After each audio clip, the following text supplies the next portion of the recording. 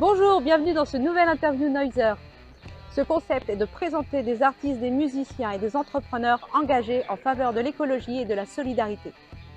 Aujourd'hui, on accueille Christophe Babin, musicien, bassiste de la scène nantaise. Et c'est un véritable plaisir de pouvoir échanger avec lui et de vous faire découvrir en tout cas son parcours.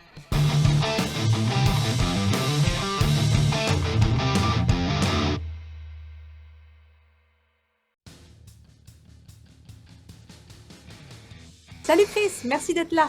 Salut Cindy, merci. C'est un véritable plaisir que tu viennes rejoindre l'aventure des Noiseurs. Comment t'en es venu à la musique et pourquoi tu es devenu professionnel en tant que bassiste?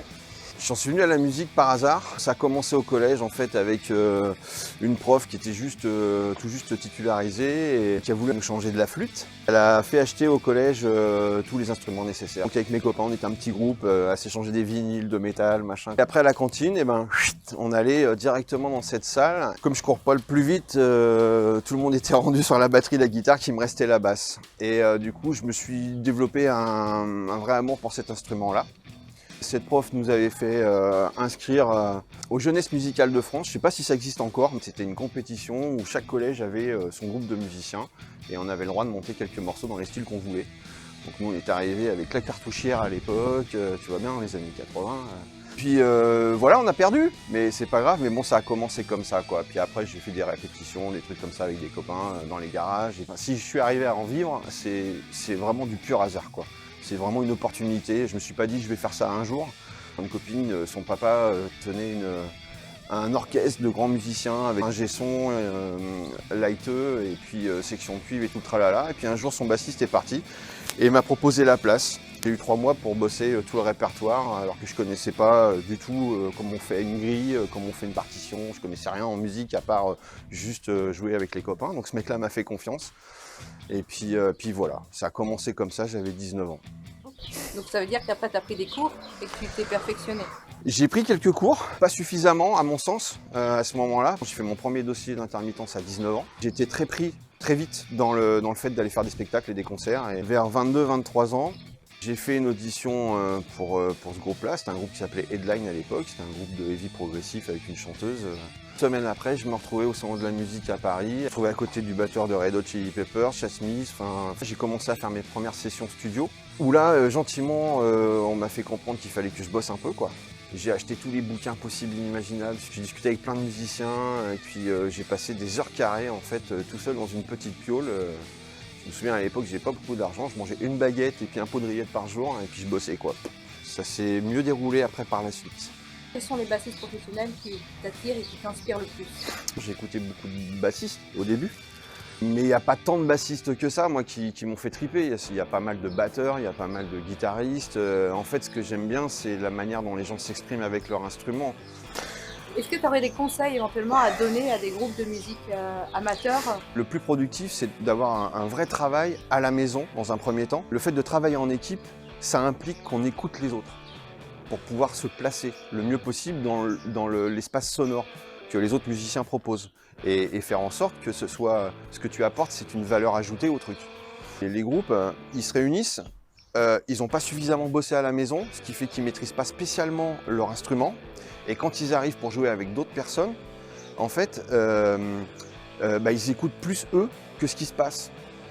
Quand tu arrives en répétition avec d'autres personnes, il faut que tu sois en capacité d'écouter les autres. Aujourd'hui, avec quel groupe tu travailles? Je travaille dans plein de trucs différents. Je viens plutôt d'un milieu rock et métal. Dans mon parcours, j'ai rencontré des gens qui sont passionnés, qui ont su m'embarquer dans leur délire et qui ont voulu travailler avec moi, qui ont eu la gentillesse de travailler avec moi. Je travaille actuellement avec un guitariste breton qui s'appelle Patomé. Ça fait une vingtaine d'années, plus de 20 ans que je travaille avec lui. Après, on a fait une coupure tous les deux. Et puis là, il est en train de préparer un album qu'on a enregistré en décembre l'année dernière et puis qui va sortir au mois de septembre. Ça nous a permis de jouer avec des gens comme Jethro Tull, de jouer avec Ron Thal, celui qui a joué avec les Guns. Ça m'a permis de jouer aussi avec le batteur des Deep Purple. Enfin, ça m'a permis de jouer avec plein de gens. Donc ça, c'est super cool. On a fait pas mal de dates aussi avec un guitariste qui s'appelle Patrick Ronda, qui était le guitariste de Jean-Michel Jarre. Je travaille aussi avec des gens qui font du spectacle jeune public. Donc Ricardo et les Icos, avec mon pote Morgui, qui a une pique comme ça. Je bosse aussi en orchestre parce que ça me rappelle vraiment ce que c'est que le travail, quoi. Tu montes le matos, tu montes de la lumière, tu montes du son, tu montes ton matos, tu fais 5 heures de presta, et après tu rentres chez toi, tu prends ton petit cacheton, mais c'est du vrai, tu vois. Donc tout ce que je fais avec Pat et puis les copains, artistiquement c'est super épanouissant et c'est ultra cool, quoi. En janvier 2020, tu es parti à l'étranger. Est-ce que tu peux nous raconter ton expérience et avec quel groupe? Je suis parti avec un groupe qui s'appelle Attraction Theory, qui est un groupe de metal prog. On est parti aux États-Unis pour aller jouer au Whisky à Gogo sur Sunset Boulevard, qui est un club mythique. Les Doors y ont joué, Kiss, tout le monde, enfin tous les groupes aux États-Unis ont joué. C'est marrant parce que justement le Whisky à Gogo, c'est un ferrailleur, c'est un club, quoi. Donc voilà, mais c'était une super expérience et puis ça s'est passé à la même période que le NAMM Show, qui est un salon international de la musique et des instruments de musique. Ça m'a permis de rencontrer plein de gens et de voir plein de potes qui sont français mais que je vois jamais. On a pu échanger et c'était une superbe expérience en tout cas. Ouais. Quel est ton plus beau souvenir? Oh, tu me poses la question là comme ça, faut que je réfléchisse. J'en ai pas qu'un en fait, il y en a plein, Le fait d'avoir joué avec le batteur de Deep Purple, Rontal, partir en tournée, tout ça c'est des bons moments, quoi. Et même dans des moments où c'est un peu tendu ou genre de trop, il y a toujours des choses à apprendre qui sont positives. Donc des bons moments, j'en passe plein.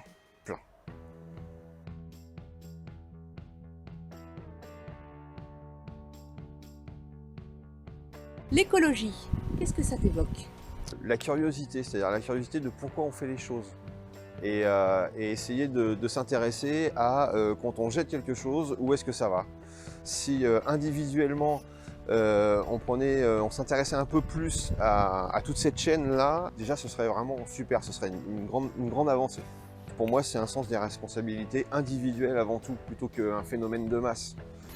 Je sais qu'avec ta fille, tu es amené régulièrement à aller te promener et faire des promenades où tu collectes des déchets. Est-ce que c'est venu d'elle ou c'est venu de toi? C'est la maman qui, elle, avant tout, a une démarche un peu plus écologique. En se promenant un dimanche, on s'est rendu compte que dans les fossés, il y avait plein de déchets. Et donc, par rapport à ça, on s'est dit, collectivement, allons faire la chasse aux déchets, on va se faire une promenade en emmenant des sacs et puis on va nettoyer un peu les fossés sur notre passage. Voilà, puis après on trie. Dans ta vie professionnelle, en tant qu'artiste, comment tu as réussi à mettre cette démarche-là en place? Qu'est-ce que tu as vu aussi comme évolution? Les gens avec qui je travaille en règle générale, on parle beaucoup parce qu'on passe beaucoup de temps sur la route. Ça fait quelques années que je travaille avec quelqu'un aussi qui est vegan. Ça m'a enrichi dans mes connaissances.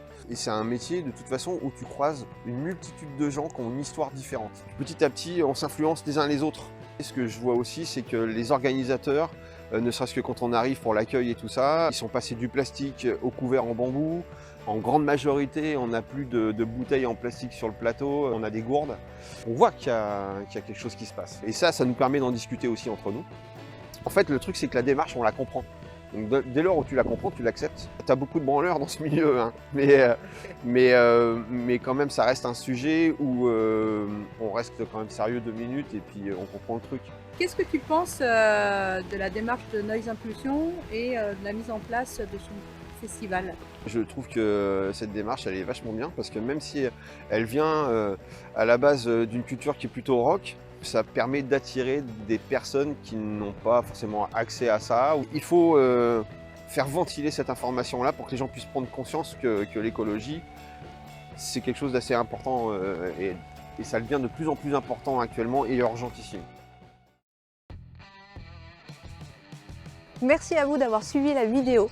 Vous avez pu découvrir Chris Babin, qui est un bassiste incroyable et franchement un grand merci à lui d'avoir pris le temps de passer l'après-midi avec nous pour pouvoir réaliser cette interview.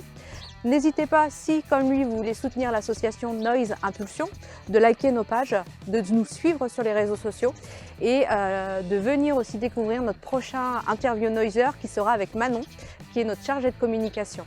En tout cas, je vous dis à très bientôt et portez-vous bien.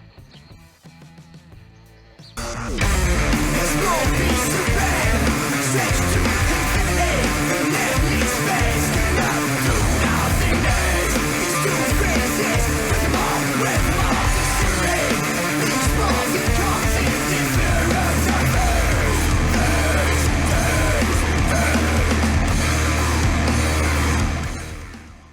les trucs que je raconte, c'est pas intéressant. Hein.